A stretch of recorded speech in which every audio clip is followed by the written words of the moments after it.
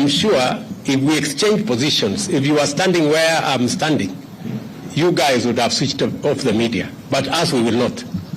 Sawa. Dear Kenyans, in the last 2 weeks, our country has experienced grave acts of lawlessness, widespread violence, looting, and invasion of private property by persons taking advantage of political demonstrations called by the opposition. During this period, lives have been lost, people injured, property looted or destroyed. The economy has suffered and our image as a nation dented. Our security agencies have endeavored to do everything within the law to protect the lives and property of all citizens. Nevertheless, the violence, chaos, and disorder continues to distract our national focus of economic transformation. 3 Kenyans, among them a police officer, have lost their lives in the protest. More than 400 Kenyans, including at least 60 security officers, have been injured. A police vehicle was burnt to ashes somewhere in Kawangware, while another was hijacked and commandeered by unruly protesters somewhere in Migori. 2 houses of worship were burnt down in Kibra. Kiosks, supermarkets, and a mortuary were looted.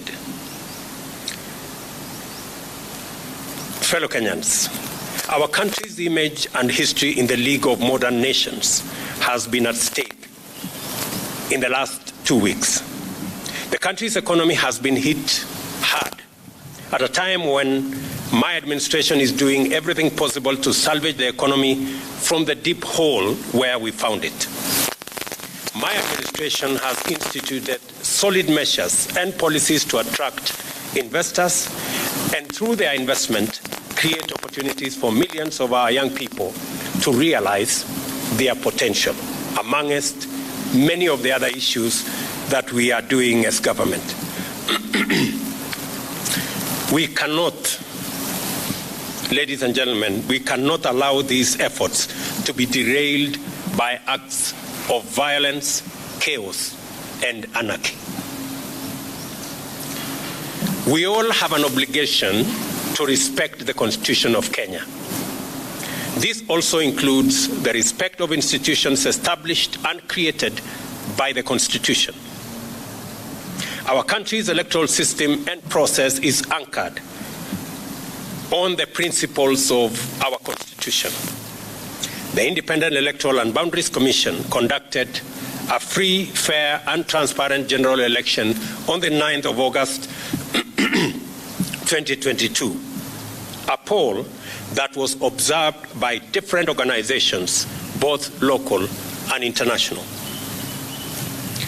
The Commission declared the results for all 6 elections conducted, and any contestants who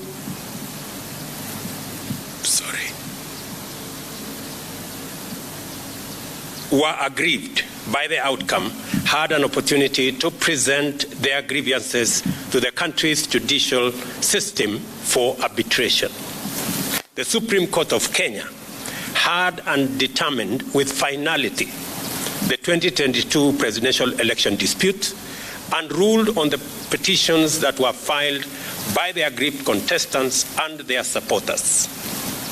Nevertheless, I have carefully listened to the issues raised by my friend, the Honorable Raila Odinga. In times like this, it is not about who is right or who is wrong. Like Winston Churchill said, I dare say, and I quote, "Courage is what it takes to stand up and speak, but it is also what it takes to sit down and listen." I have always been ready to engage Kenyans of all walks of life, including elected and appointed leaders from across the political divide and the religious fraternity, on how to make our country better and prosperous. And in the last 6 months, I have talked to many religious leaders. I have talked to many elected leaders from across the political. I have talked to many religious leaders. I have talked to many elected leaders from across the political divide. My door still remains open for honest, objective, and sincere deliberations based on the rule of law and the Constitution. On the reconstitution of the future Electoral Commission, the selection panel that currently is in office is a creation of the law that was passed by the two chambers of Parliament in response to a court decision. The court clearly stated that one institution, and in this case, Parliament, cannot dominate the process of establishing an electoral commission at the expense of other institutions that have a role to play in the country's electoral process.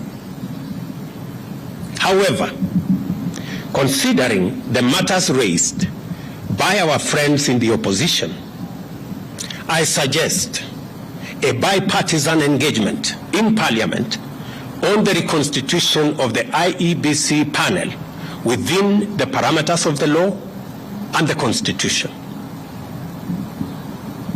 In any case, as a Democrat and guided by the Constitution, I, on the 9th of December 2022, sent a memorandum to the Speakers of the National Assembly and Senate requesting the purposive intervention on implementation of the 2/3 gender rule, entrenchment in the Constitution of the Constituency Development Fund, Senate oversight and national gender affirmative action funds, establishment of the position of the Leader of Opposition, and the improvement of parliamentary oversight of the executive. And for the record, Parliament has already approved the parliamentary oversight of the executive, and shortly, cabinet secretaries will be appearing before the House to answer questions.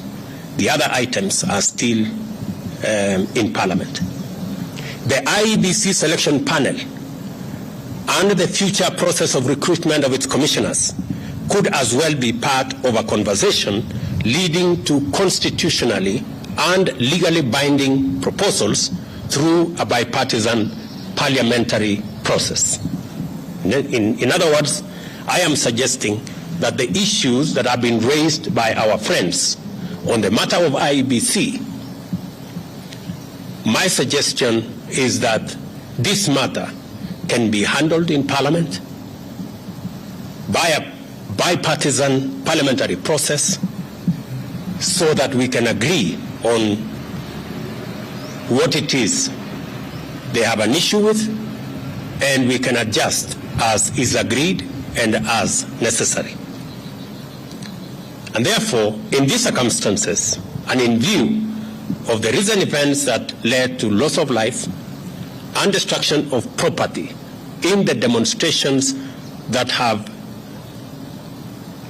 occasioned in our country for the last 2 weeks, I urge my brother Raila Odinga and the opposition to call off the demonstrations and to give this bipartisan approach a chance for us to take the country forward.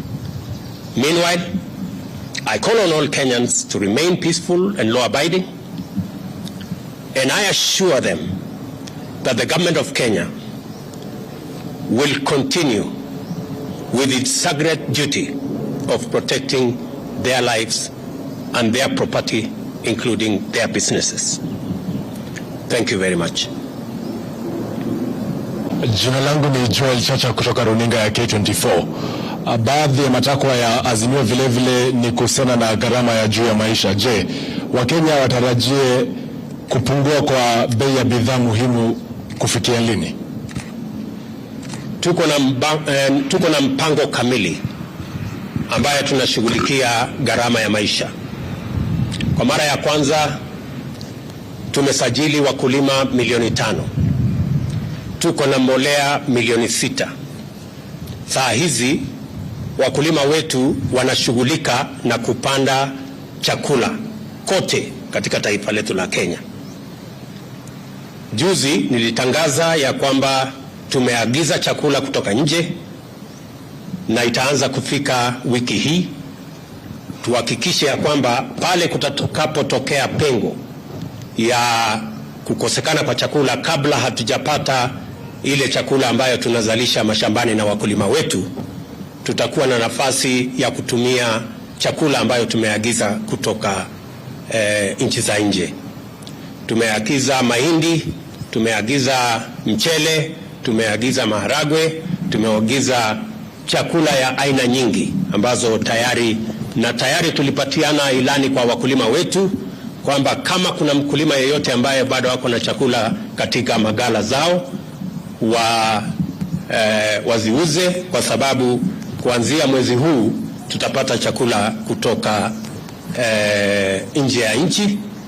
Na pili, ni watangazie Wakenya ya kwamba mahali tulipata gharama ya chakula pale ilikuwa shilingi 230. Fikia sasa ni shilingi 180. Kumaanisha ya kwamba zile hatua tumezichukua zimeanza kupunguza gharama ya maisha, lakini mpango yetu ni mpango ambayo inaitwa sustainable. Ndio sababu tunashughulika na wakulima wetu. My name is Chemutai Goin from Citizen TV, and in paving way to this bipartisan process that will initiate in Parliament, if it doesn't bear any fruit, and there are positions that have been taken by yourself, your deputy, and several other leaders in government regarding a handshake or a working relationship, do we then foresee this possibly leading to that if it is for nation and for self? Chemutai, I didn't understand what you said. Sorry. Yeah, somebody was talking to me here. So, Bole. Yeah, that's a former colleague. My question: this bipartisan process that is being initiated, possibly that will start in Parliament, if it doesn't bear any fruit, and there are positions that have been taken by yourself, your deputy, and other leaders in your government regarding a handshake, do we foresee a position where maybe there will be softening of stances and a possible working relationship, even if it does not translate to sharing of positions in government? Our position is that we should never be in the position that this country was put by the handshake, where there is no distinction between government and the opposition. Once you compromise accountability and oversight, you are in for a lot of trouble. Our position is that we want to engage our brothers and sisters on the other side on issues that are important to the people of Kenya, them as an opposition, us as a government. That way, the system of checks and balances remains intact. Mr. President, I'm Sydney Chazima from NTV. I have one or two questions. One, in a parliament where the ruling party or the ruling coalition enjoys a very high majority, how bipartisan will that process be? And then secondly, you've only touched on one of the issues that the opposition was putting forward as part of their demands. There are issues to do with the servers, there are issues to do with the high cost of living, which you have mentioned. Then thirdly, this is to do with the demonstrations. We've seen some kind of brute force against the media from the police. We would like you to address that. We've been this road before. We've sorted out matters in a bipartisan way in Parliament before, irrespective of what numbers there are. And in any case, the numbers in Parliament, the difference is not that much from where I sit. So I do not see any threat of any side. And in any case, when we engage in a bipartisan approach, it is not a game of numbers. It is a game of reason and how we put our arguments in a manner that carries not one side, but all sides. That is the essence of a bipartisan approach. I have responded in my statement, if you read carefully my statement, I have responded to all the issues that our good friends on the other side have engaged in.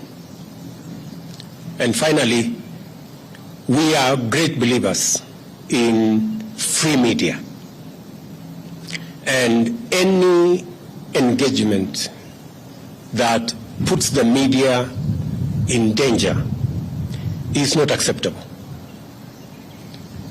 However, in the context of the violent demonstrations, you agree that there has been a lot of violence against citizens, many citizens, properties, burning down of buildings, including churches. In that confusion, there could have been incidences where the media was caught in the fray. I do not think there is any deliberate attack on the media. And if there was such deliberate attack on the media, I can tell you we would be opposed to it and we would not support it and we would actually deal with it, because we believe that the media should be left to carry out its duties, its broadcasts, irrespective of how unfair they may be. It doesn't really matter. But the media should be left alone, irrespective of how biased they may be. Any other maneno? And just for the record, because I have seen some other people say, oh, maybe the media will be, I don't know what will be switched off. Take it from me. Kenya has come a long way. The era of switching off, I don't know, this or that's way behind us. I have said we will support the right of the media to carry out its function. You have our absolute support, irrespective of how biased you are against us. We will support you. Yeah? We will support you to do whatever it is that you're doing. But I am sure if we exchange positions, if you are standing where I'm standing, you guys would have switched off the media. But us, we will not. Sawa.